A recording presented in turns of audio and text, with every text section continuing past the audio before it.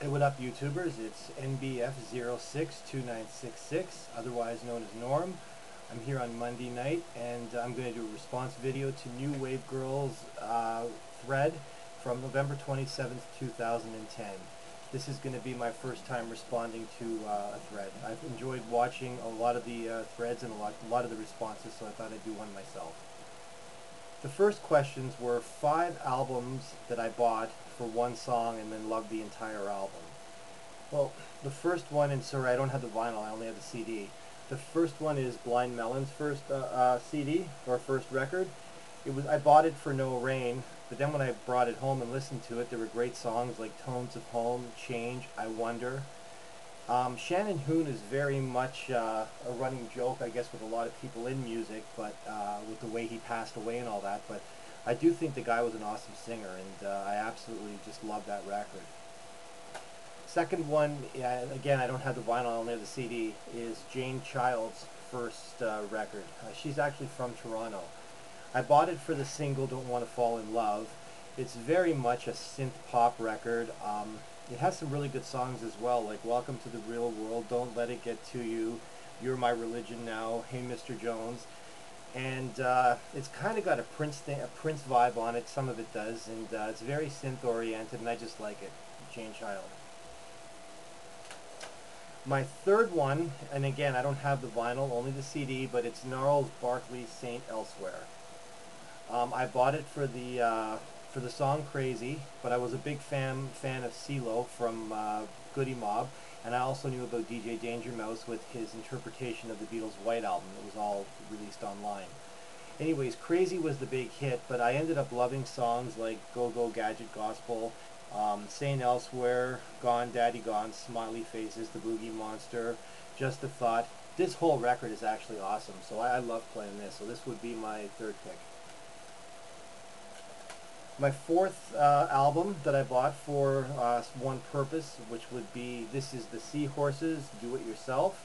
This is actually the album that the band John Squire formed after Stone Roses, and everyone remembers that first song. It was big in the UK, called Love Is the Law, and it's a great guitar record. I love it a lot, and there was actually other songs on it that I love too. It was produced by Tony Visconti, and songs like I Want You to Know, Suicide Drive, Happiness is Egg-Shaped, Love Me and Leave Me are just great. And Liam Gallagher actually co-wrote a song on here as well, and I'm a huge Oasis fan, so I like this record a lot too. My fifth record, and I have the vinyl of this, is Lisa Stansfield's Affection. The opening single was the worldwide smash All Around the World, but then I ended up buying this record, and actually I bought it right when it first came out, and it's just awesome. I mean, it ended up becoming a big hit, but I bought it right off the bat. So songs like This Is the Right Time, You Can't Deny It, Live Together, they're just great. This album I highly recommend. She's very influenced by 70s soul, and not the music, but the singing and all that is very 70s soul oriented, so it's great. The only drawback is my favorite song by her is called Affection. It's the title of the album, and it's not on the vinyl. It was only available on CD or B-side of All Around the World. Question 2, 5 bands I'd love to be in, and what member and what 5 songs would I like to write. Anyways, here we go. My first choice would be Oasis, and I would love to write You Know What I Mean, and I would like to be Liam Gallagher singing. My second choice would be the Arctic Monkeys, the song 505, and I would love to be Alex Turner singing that. The third song would be by The Jam, and it's called Start, and I would love to be Weller singing that live. Fourth pick would be Living Color. The song would be Love Rears Its Ugly Head, and I would like to be Corey singing lead on that. And for my fifth one, it would be Pearl Jam's Black, and I would love to be Eddie Vedder singing that. And those were the 5 songs I would like to have written and plus performed on. For the third question, it would be what era of music would I like to teach to young people? Well, that's kind of a hard one, but I would probably say 70s soul. To me, it's the greatest era in music, and it's probably what I grew up on and what influenced me a lot in my listening choices.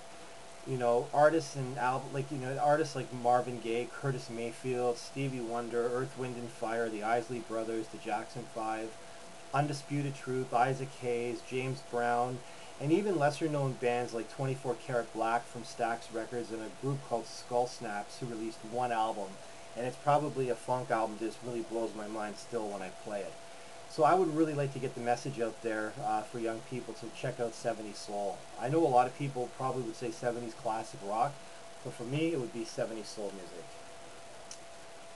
The next question was 5 acts or 5 artists who overcame tragedy or adversity in their careers and ended up coming back from that. Well, my first choice, and he probably brought these troubles on himself for the most part, but it would be R. Kelly. I don't want to get into details of his young girls and all that, but he had many of troubles, and he has come back, and I think he's still an amazing performer today. My second choice would be Teddy Pendergrass.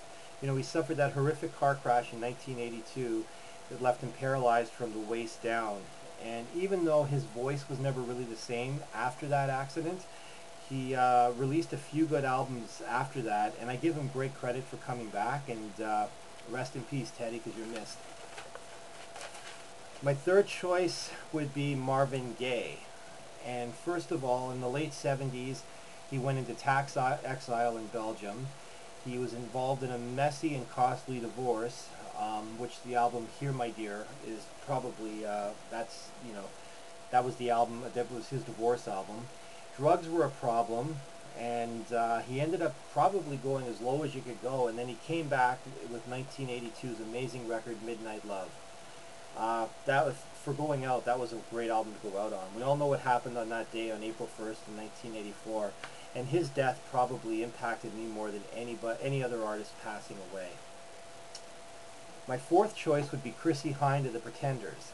Right after Pretenders 2, you had James Honeyman Scott and Pete Farndon a year apart, overdosing with drugs. And then back in 1984, they released Learn to Crawl, and that was just a great record. And to me, that, epitomized what Chrissie Hynde was about.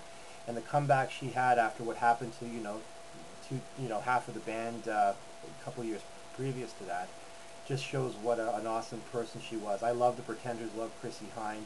So that would be my fourth pick.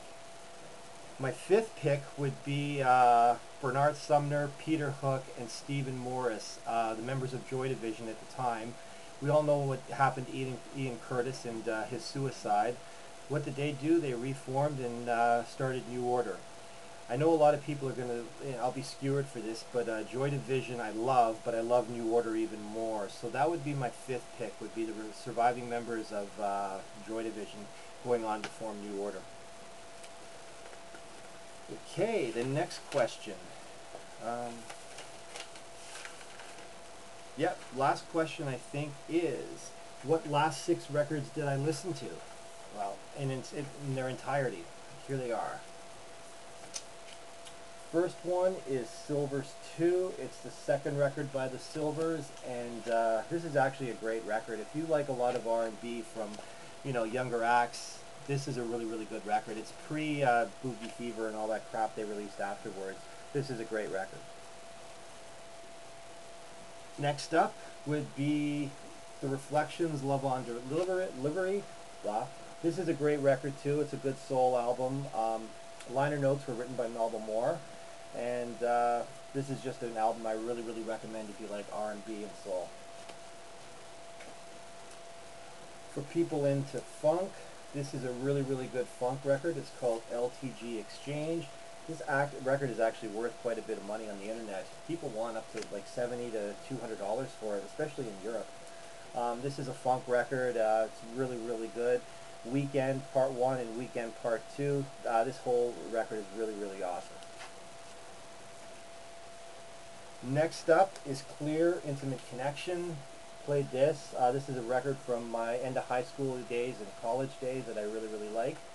And it's got a great jam on it called Tonight. And I always loved playing this, and this was another record that I played its entirety. This here is Songs for Evolution. Songs for Evolution, Anglo-Saxon Brown. It's from 1976. It's a really, really good R&B record. There's a couple tracks that are kind of disco-y, but it's a good funky type soul record with a little bit of disco overtones, but this is one of my favorites. My copy's in good shape except for some idiot who wrote all over it. And my last one is Tom Tom Club's Close to the Bone. This is their second LP, I believe, and it's from 1983, and it's got Pleasure of Love, The Man with the Four-Way Hips. It's a pretty good sophomore record considering how good their first one was with Genius of Love and all that stuff. So these have been the 6 records that I've listened to in its entirety. Thanks a lot. I really enjoyed doing this, and hope to do more of these again soon. Take care, everybody. Cheers. Peace.